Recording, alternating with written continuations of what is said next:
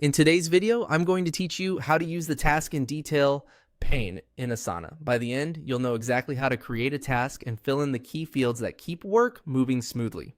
First, head to Asana and sign in. You'll land on your workspace or home area.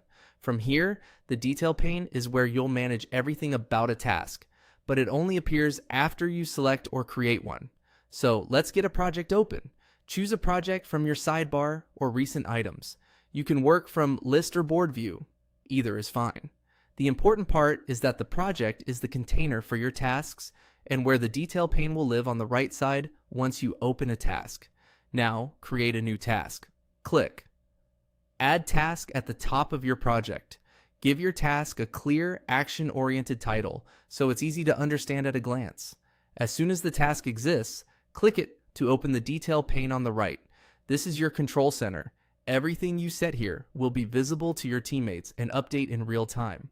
Assign the task to the right person. In the detail pane, click the assignee field and choose who is responsible.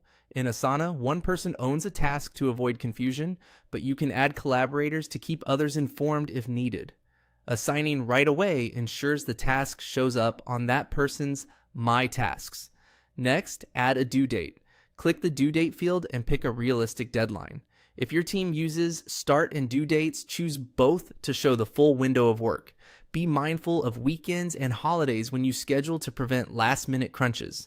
If other tasks need to happen first, set dependencies. In the detail pane, mark your task as waiting on another task or indicate that other work is waiting on this one.